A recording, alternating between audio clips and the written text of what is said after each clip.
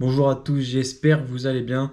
On se retrouve aujourd'hui pour une vidéo, tout simplement d'un autre concept. Encore une fois, aujourd'hui, on va analyser mes actions de pêche. Qu'est-ce que j'entends par analyser? C'est-à-dire que je vais regarder tout simplement mes actions de pêche, que j'ai pris un poisson ou non. Je vais expliquer pourquoi j'ai utilisé ce leurre, pourquoi j'ai lancé là. Je vais dire quand ça va être juste de la chance, je vais le dire. Je vais expliquer le contexte de pêche. Je vais aussi être ouvert à vos conseils dans les commentaires pour ceux qui ont envie de m'en donner. Donc le but en fait c'est de créer un échange. Donc moi je vais vous donner quelques conseils pour les plus débutants et vous en rechange vous allez pouvoir me donner des conseils pour progresser par exemple pour faire en sorte que je ne fasse pas les erreurs que j'ai fait. Donc je vais aussi essayer d'expliquer mes erreurs et vous derrière aussi vous allez pouvoir peut-être en trouver d'autres ou me dire non c'était pas une erreur etc. Donc voilà ça va vraiment être pour objectif d'échanger et que tout le monde apprenne quelque chose. Donc j'ai trois actions de pêche à vous présenter sur trois brochets. Donc sur trois brochets dans des rivières différentes, à des périodes différentes, etc. Enfin périodes différentes, pas vraiment. Et donc bien évidemment j'ai les vidéos, donc je vais me mettre dans un coin de l'image pour pouvoir parler en même temps que la vidéo. Donc première vidéo, je suis avec ma spinning, les 20h20, j'ai un crank fluo. En face de moi, on a une rivière qui est plutôt large, mais voilà, enfin une moyenne rivière. Sur tout le côté droit, donc ça fait une bordure avec un léger contre-courant, il n'y a pas énormément de courant, et avec un petit peu plus de profondeur. Et en fait, on a le courant qui va venir faire un S. Là où je suis dans la partie pratiquement en bordure en fait. Et en face de moi, ça se creuse. On a un petit trou d'eau. C'est juste à côté de là où arrive la rivière. Donc en fait, on a un peu tout le contexte réuni pour lancer en bordure en fait. Parce qu'on a un endroit calme, un endroit oxygéné, un endroit assez profond. Après, la profondeur, ça ne veut pas forcément toujours dire quelque chose. Et un endroit où on a des poissons qui arrivent fréquemment. Donc on a de la nourriture. C'était mon dernier lancer. Je me suis dit, pourquoi pas lancer en bordure comme ça. Ça peut être aussi un peu un coup de chance parce que le brochet que j'ai pris là, je l'avais vu auparavant, mais de l'autre côté en fait. Donc rien à voir avec l'endroit où je suis. Donc on va visionner ça. Donc on voit le petit crank 5,8 cm fluo de chez Caperlan. Donc je lance bien en bordure. Donc voilà, là, ferrage, je pense que j'ai été assez bon sur le ferrage. Alors je l'ai fait un peu sur le dessus, j'aurais peut-être dû le faire un peu plus sur le côté. J'ai pas encore ce réflexe-là de ferrer sur le côté. Il n'y a pas beaucoup d'eau, donc en fait, on arrive vite à l'endroit où il y a moins d'eau. Donc en fait, il n'arrive pas trop à se débattre. Et puis après, je le ramène tout simplement. Alors je vais vers lui aussi pour limiter le temps de combat, forcément. Et puis après, il me reste juste à l'épuiser. Donc il essaie de se débattre un petit peu comme il peut, mais on voit tout simplement déjà au bord qu'il n'y a pas énormément d'eau et que là il peut plus faire grand chose. Il n'était pas hyper long, mais il était assez gras. Donc voilà, on a un beau brochet de 52 cm après la mesure. Donc qu'est-ce qu'on peut retenir de cette action? On peut retenir que d'un côté j'ai eu un peu de chance parce que c'était mon dernier lancer, mais j'ai pas lancé là avant. Qu'est-ce qu'on peut retenir comme erreur? De pas lancer à tous les endroits en fait. J'ai eu de la chance d'avoir eu ce petit éclair de ah tiens si je lançais là-bas. Mais si je l'avais pas eu, je serais passé à côté de mon poisson et j'aurais fait une session presque capot parce que j'ai pris un tout petit brochet avant. Un conseil à avoir, essayer de lancer partout. Pas forcément lancer, poncer à fond, à fond, à fond, à fond, mais essayer de repérer les zones et de pêcher les zones qui semblent être intéressantes et en essayant d'en oublier le moins possible. Donc pour prendre ce brochet, je me suis muni de ce petit crank 5,8 cm chez Caperlan. J'aime beaucoup sa nage parce qu'il va pas non plus trop profond. Franchement c'est hyper polyvalent quoi. Avec ça j'ai pris de la perche. On peut prendre du chevenne, on peut prendre de l'aspe, on peut prendre du silure, on peut prendre du brochet, on peut prendre ce que vous voulez, du black bass. Donc franchement les cranks c'est vraiment à avoir dans sa boîte.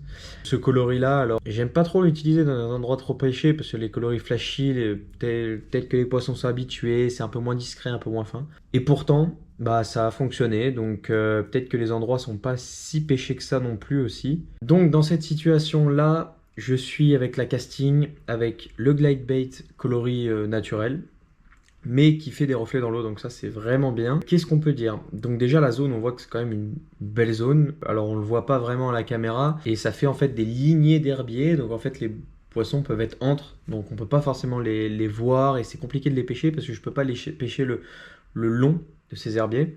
je suis obligé de passer au-dessus et juste de les couper entre guillemets. Je me suis dit que le glide pourrait être bien parce qu'on amène une nage lente, planante, qui passe au-dessus des herbiers.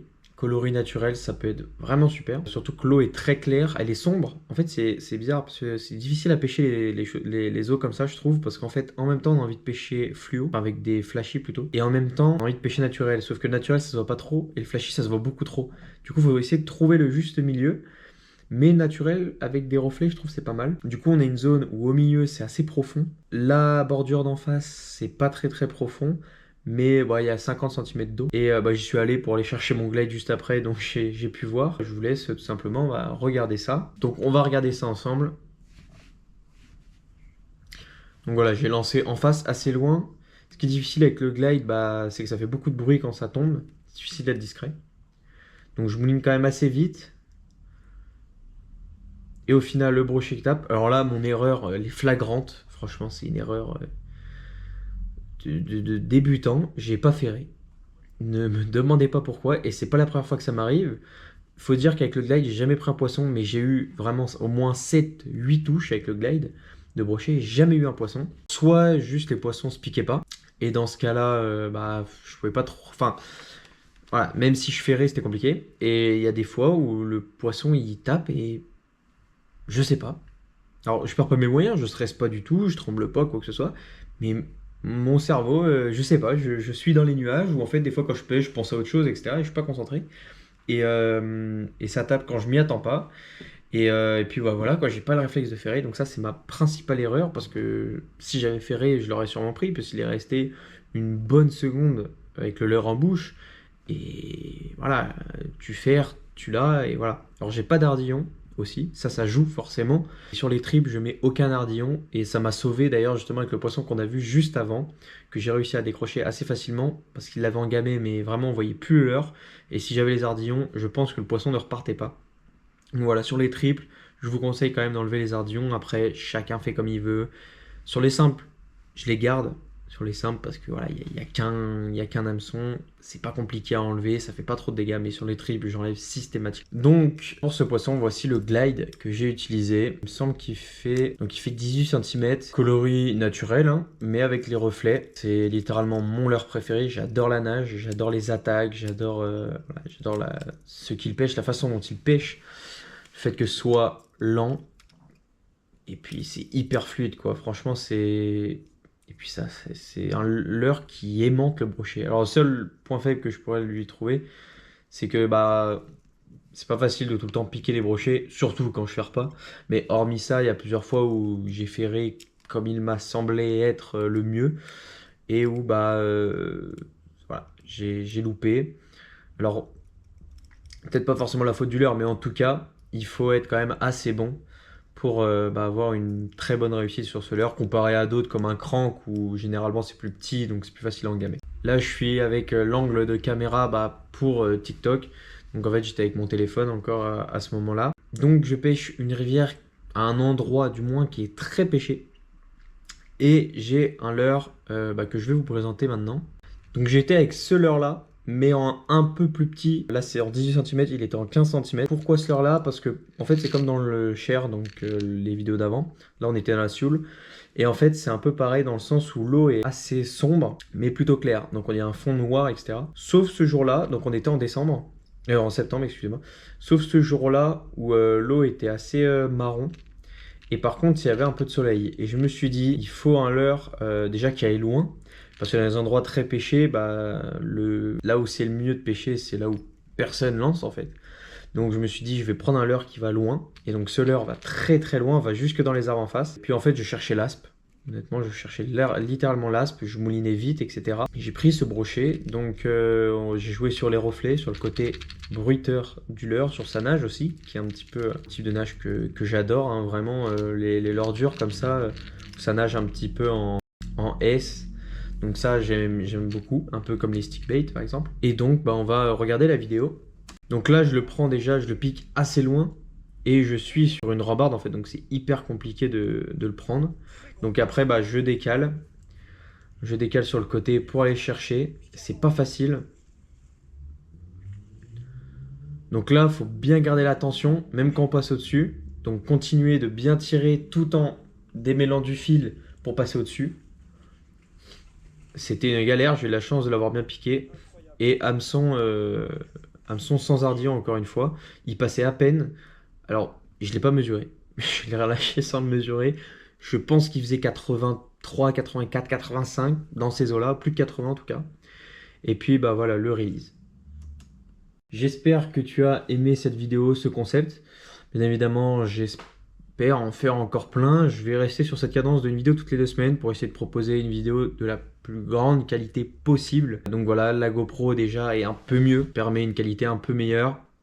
Le montage sur l'ordi, je suis un peu plus à l'aise aussi. Et puis bah voilà, maintenant il suffit de pêcher, pêcher, pêcher, pêcher pour avoir un maximum de poissons et de divertissement. Si vous avez aimé, n'hésitez pas quand même à liker, à vous abonner, à partager, même à des potes qui aiment la pêche, qui se lancent, qui ont besoin de conseils, etc. Bien que j'ai que 2 ans d'expérience de pêche, bah, je me cultive beaucoup sur la pêche et bah, du coup je donne des conseils par lesquels moi-même je suis passé quand j'ai débuté. Et puis bah, on se retrouve dans 2 semaines ou la semaine prochaine ou même dans quelques jours sur TikTok et Instagram et même YouTube Short.